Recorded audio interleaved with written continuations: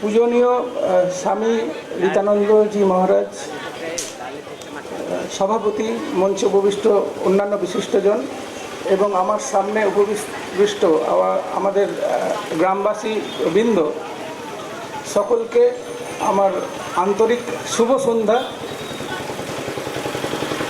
এবং এই বারোয়ারি ৭৫তম দুর্গোৎসব কমিটির পক্ষ থেকে আমি সবাইকে আন্তরিকভাবে অভিনন্দন এবং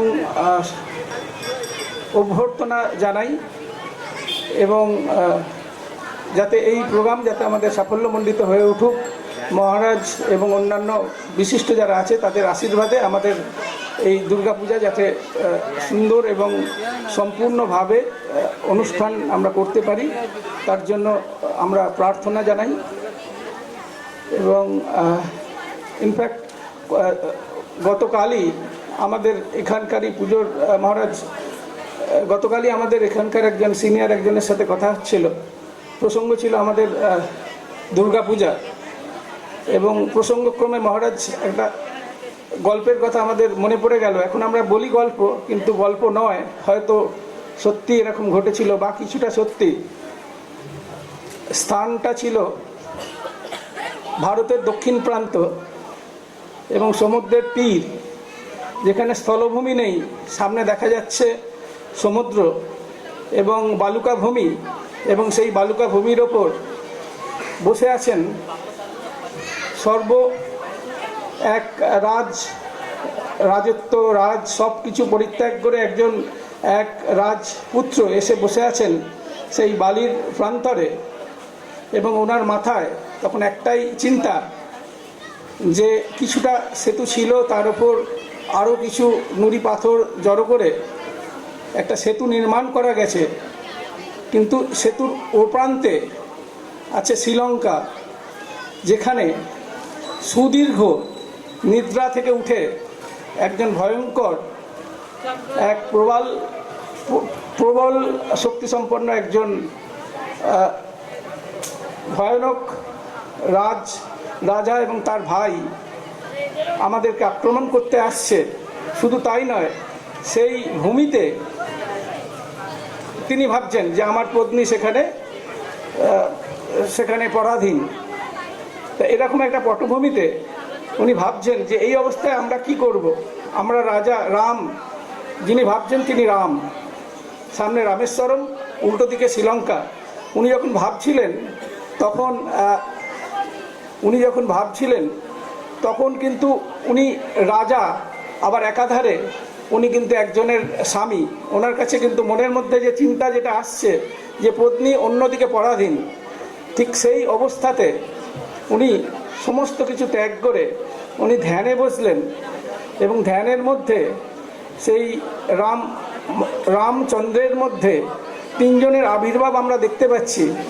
একদিকে সুচিন্তার পথপ্রদর্শক ব্রহ্মা, আরেকদিকে আমাদের মহেশ্বর শিব, আর তিনি বিষ্ণুর অবতার নিজে রামচন্দ্র।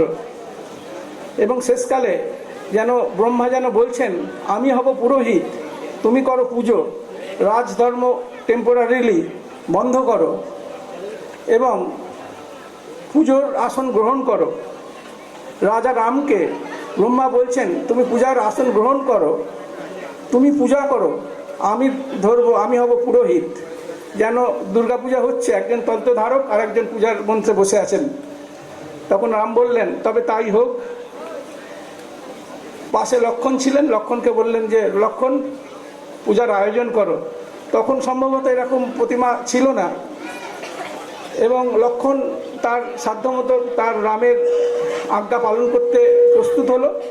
এবং সেই জায়গায় পূজা শেষের পর যেভাবে একটু আগে আমাদের মহারাজজি পুষ্পাঞ্জলি দিচ্ছিলেন, সেভাবে রাম একের পর এক 2 3 4 করে একটার পর একটা নীলপদ্ম দিয়ে যাচ্ছেন। পাশে লক্ষ্মণ একটা একটা করে ফুল এগিয়ে দিচ্ছেন। শেষকালে লক্ষ্মণের মনের মধ্যে টেনশন, দুশ্চিন্তা, ওপর থেকে সপ্তঋষি সেটাকে দেখছেন, অরুন্ধতী দেখছে, সবাই দেখছে, লক্ষ্মণ দেখছে 107, তারপর আর ফুল নেই, এরপর কি হবে। তাহলে কি পূজা অসম্পূর্ণ থেকে যাবে? রাম কি তাহলে পূজা সম্পূর্ণ করতে পারবে না? তাহলে কি আমরা আমাদের সীতা মাকে ফেরত পাবো না?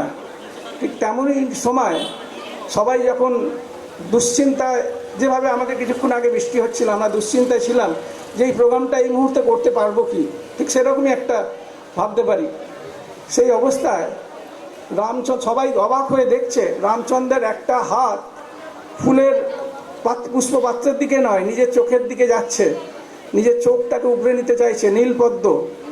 এও এক ধরনের বলি। সবাই শিহরিত যে এ কাকে বলি দিচ্ছেন? নিজেকে বলি দিচ্ছেন দুর্গার পায়ে। সেই অবস্থায় দেখা যাচ্ছে যে একজন কেউ এসে হাত স্পর্শ করছে, সারা বিশ্ব দেখছে দেবী দুর্গা এসে তার হাত স্পর্শ করছে। তবে লেখক হয়তো ভাবছেন দেবী দুর্গা নয়, রাম ভাবছেন তার হাত বোধহয় স্বয়ং সীতা এসে স্পর্শ করে তাকে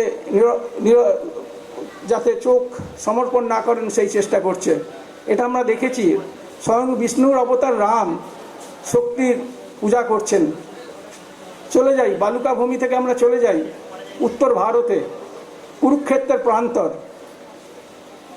সেখানে আমরা কি দেখছি?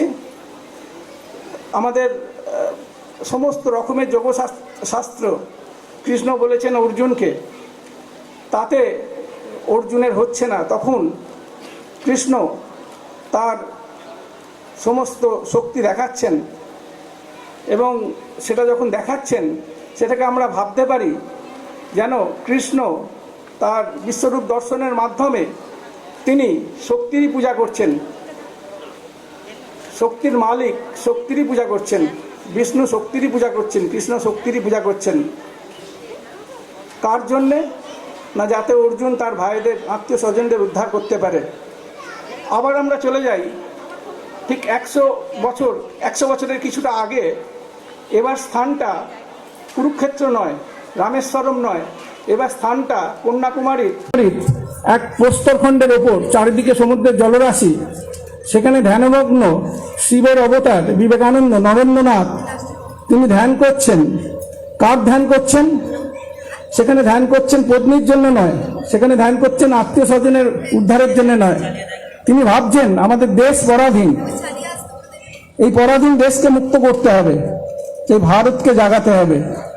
স্মরণ করছেন বাংলাকে, দক্ষিণেশ্বরের প্রান্তে যেখানে রামকৃষ্ণ জ্যান্ত দুর্গার পূজা করছেন, জ্যান্ত সীতার পূজা করছেন, এবং একের পর এক আমাদের ঠাকুর রামকৃষ্ণ বুঝিয়ে দিচ্ছেন নারী শক্তির কথা, এবং বলছেন সমস্ত শুভশক্তিকে এক হতে হবে, তবেই ভারতের মুক্তি, সবার মুক্তি।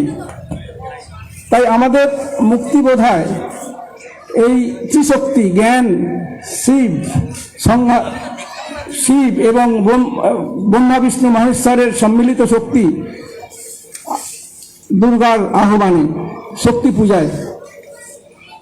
এই পূজায় আমরা, আমাদের সৌভাগ্য যে আমরা এর আগে আমরা এরকম ভাবিনি যে এই পূজায় আমরা আমাদের পূজনীয় মহারাজকে আনতে পারবো। আমাদের উনি কথা দিয়েছেন, উনি এসেছেন, আমরা ধন্য এবং ওনার কাছে কৃতজ্ঞ।